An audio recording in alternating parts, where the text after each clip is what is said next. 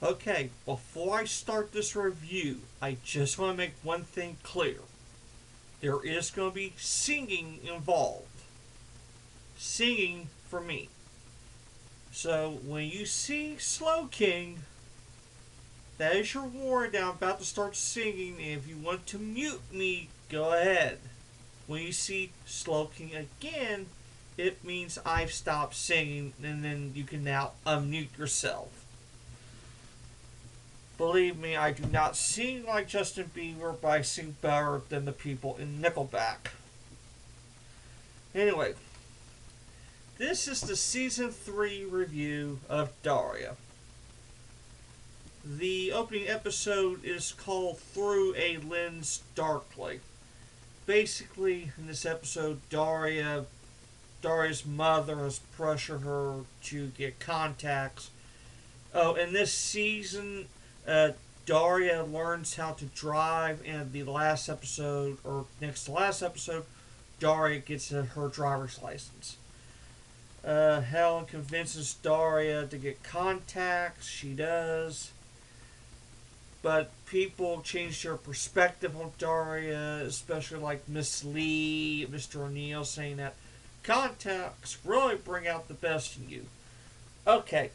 Um, as you can see with these thick glasses, I cannot wear contacts. I have glaucoma, and basically LASIK surgery will not do it up to me. Believe me, what kind of person do you think I'm more as? Without glasses or with glasses? To me, glasses is who you are. I mean, like Daria, she called Aunt Amy, who, like I said in the previous season, she resembles Daria. You almost think that Aunt Amy is Daria's mother, but she's not. And the funny thing about this is that Miss Lee's trying to find out who stole the fingerprint kit, which is kind of ridiculous. The Old and the Beautiful. The school, quote unquote, volunteers. Every time I say the school volunteers, it's actually Miss Lee saying it's mandatory.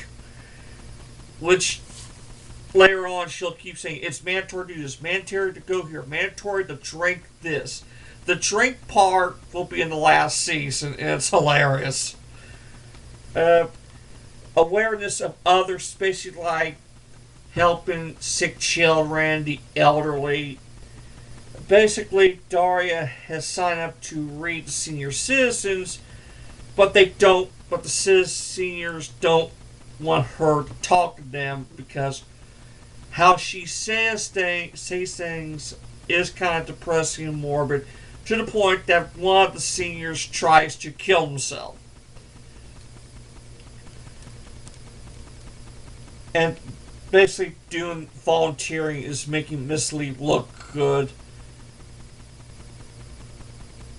We are introduced to Ashley Amber, Brittany's stepmom, and we are also introduced to Brittany's dad, who is, I believe, is a marketing executive. And you kind of look out through at Brittany's house that Brittany may seem dumb, but she does have some smarts. Like I mentioned with the Daria Hunter episode, where they all go paintballing, Brittany is a good strategist. Okay. Death takes a holiday.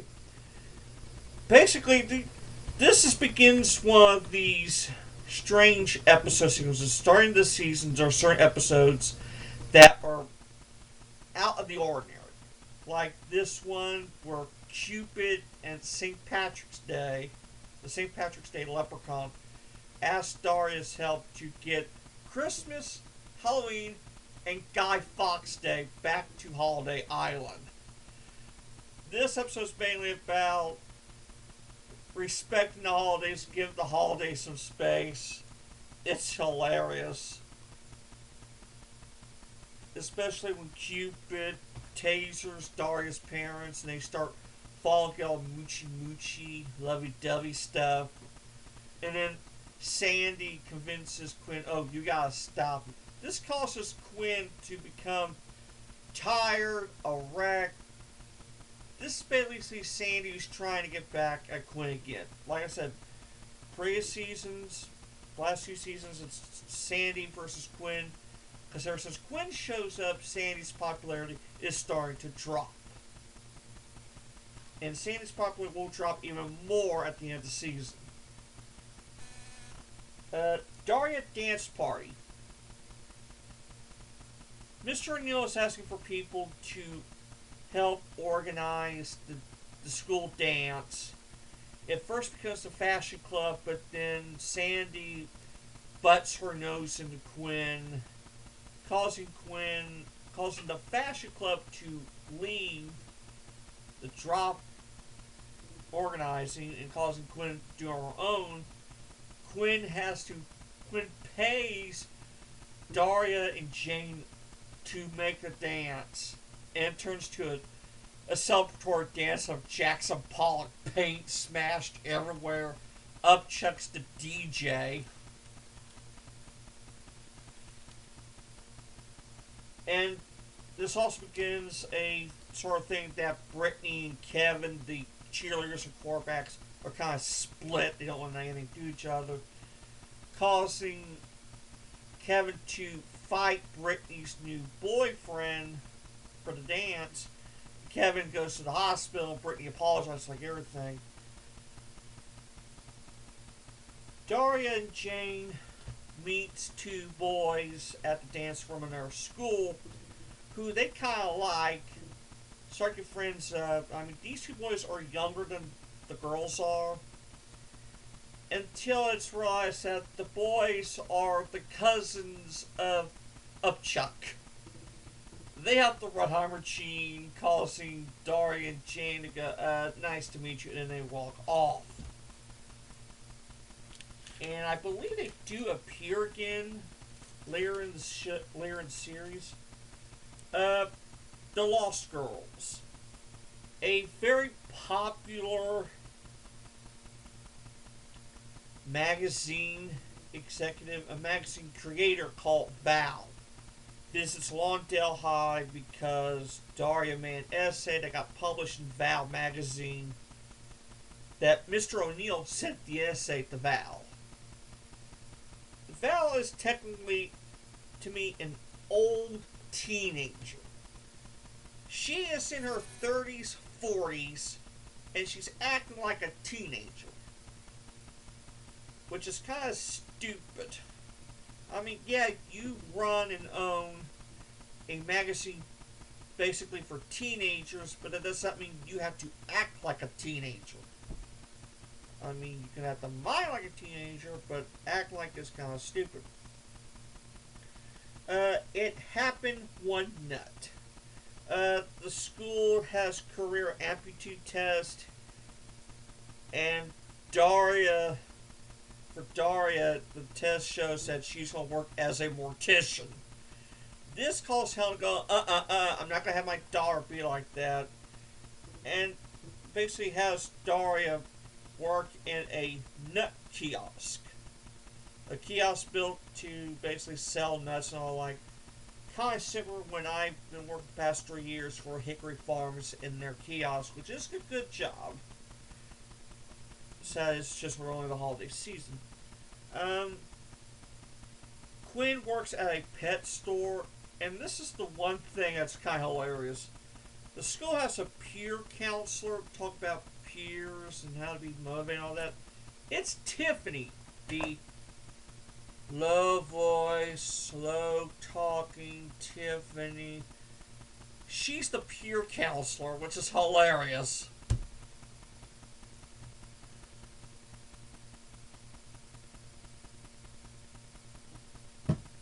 Yep, it's time. Daria! This episode is basically a musical. Please do not question it. If what I read is correct, this episode was made around the same time as Buffy the Vampire Slayer's musical episode. Nothing is really learned. A hurricane goes hit Lawndale, and hilarity ensues. Daria, Jane, Brittany, Kevin are locked up on the roof of the school building. One of the best songs in the episode is sung by Jake and Trent, called What It Is to Be Manly.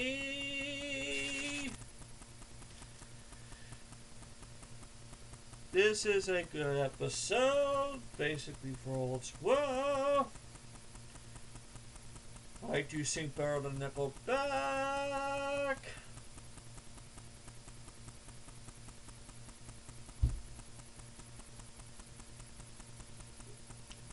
I don't care what you say, I'm not singing again. Don't make me.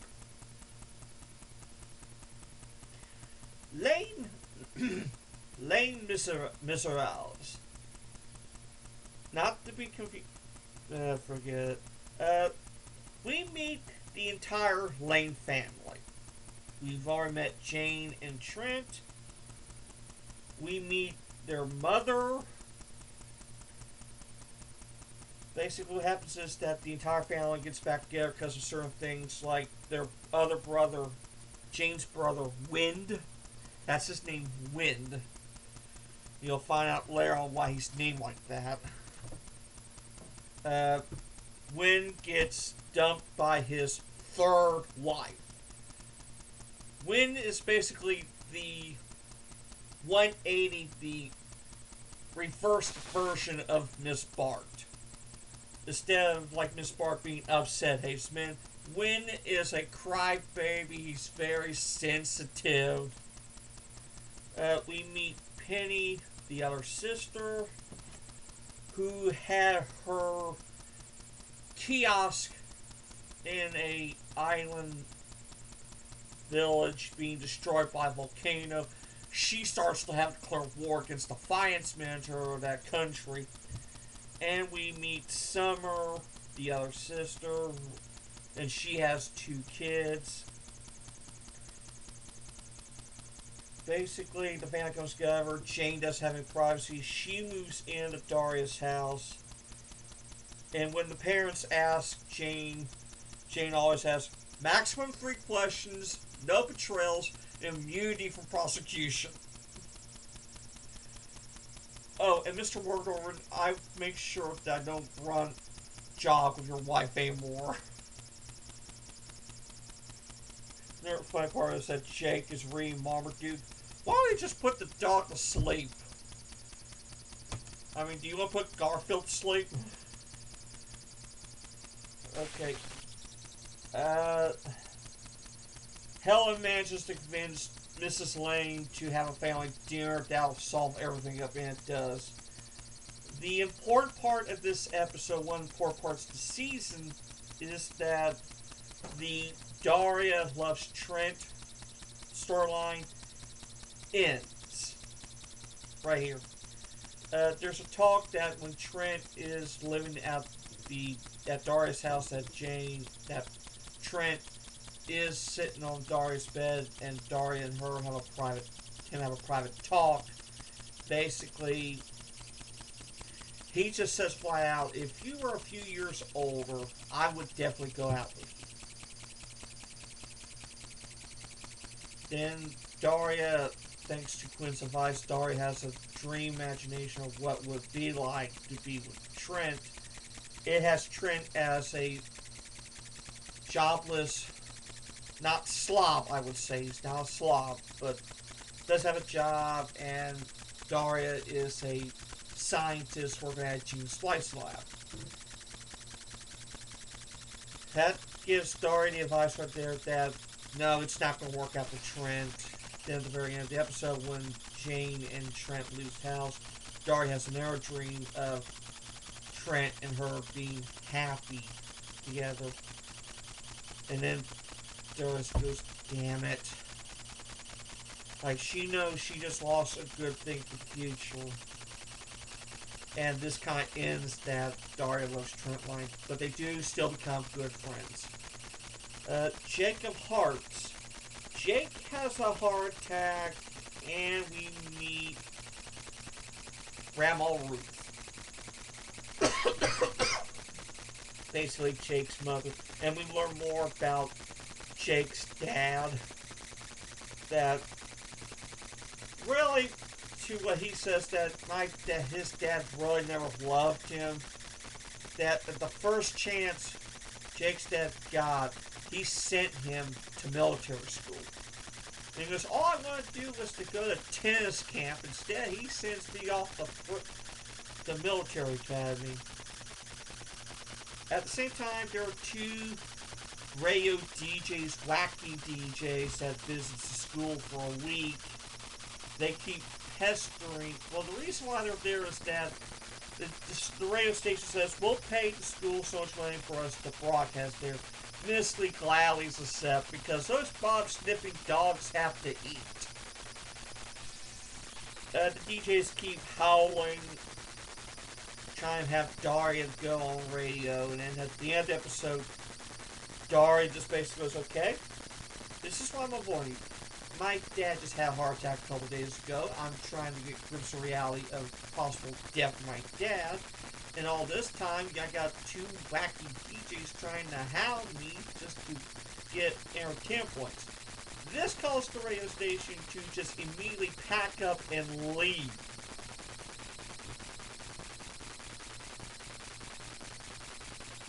When we learned that Jake's dad has a razor phobia, that's why he never taught Jake how to shave. Okay, speed trap. Daria finally gets her driver's license, and at that time, Mystic Spiral and Jane are going on tour. Problem is, they get a ticket fine at a neighboring county, and they have to go to the sheriff's office of that county in order to pay the fine. Problem is, they don't have money, so they're stuck in jail. Even though they're not arrested, it's just saying that, well, we can't have a place to put you, we'll just put you in a cell. Which is kind of dumb. There's no lingering thing, but seeing how you see that, how that sheriff's office is. Daria goes to Jane's house to get the money and Trent's songbook. And Quinn sneaks out, goes with Daria. The parents are at a seminar in a different city. When they finally get to the sheriff's office, it turns out that the sheriff said that we'll make a trade. You help out in my deputy's daughter's party, and we'll just drop the bomb, which they did. Jane is making cartoon figures on kids' arms. The band is playing children's songs. In this episode, we get a lot of bonding, I would say, character development with Daria and Quinn. They learn to respect each other, love each other even more, and they understand that there are times that we're going to fight, bicker at each other, insult each other. The Longdale File. This is another one of those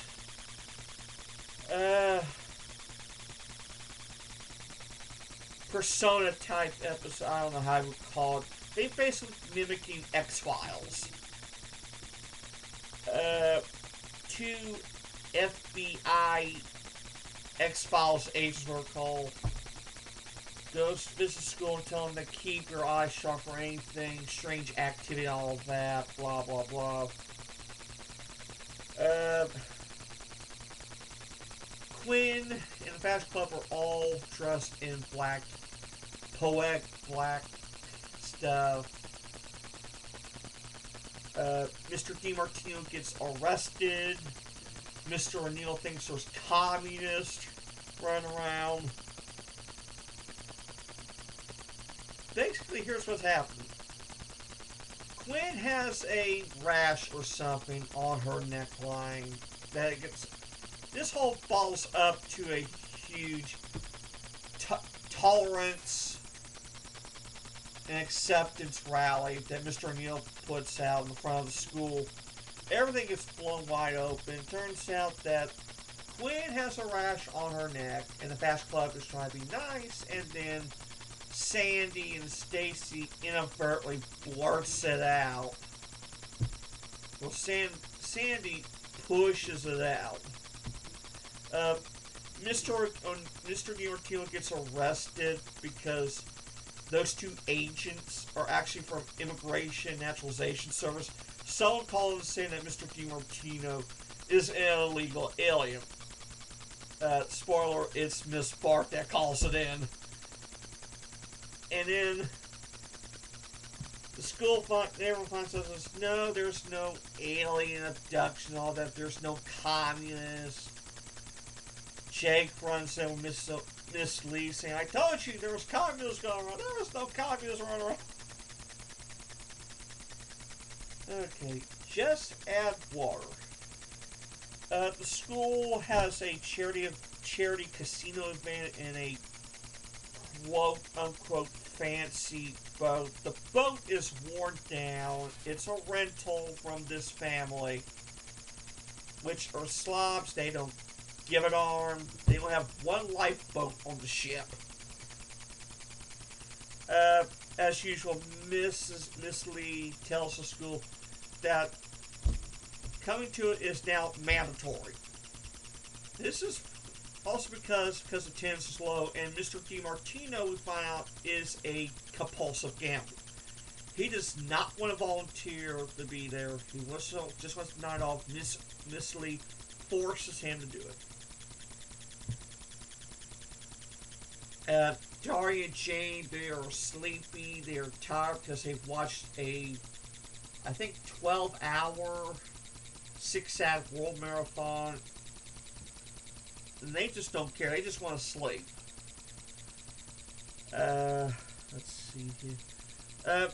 We have again their battle of wits, Miss Lee versus Helen in a poker match. Jake ruins it, causing Helen to lose, and Miss Lee is laughing her butt off. Jokes on her way till the last season.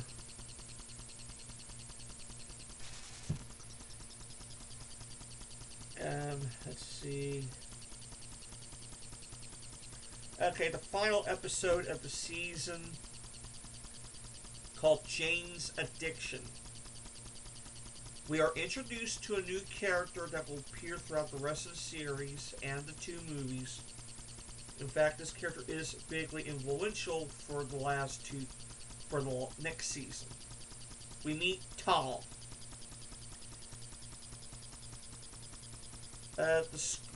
Mr. O'Neill wants the class to split into teams, do a multimedia project, video, sound, words, like an actual video like this, but with graphics and all that.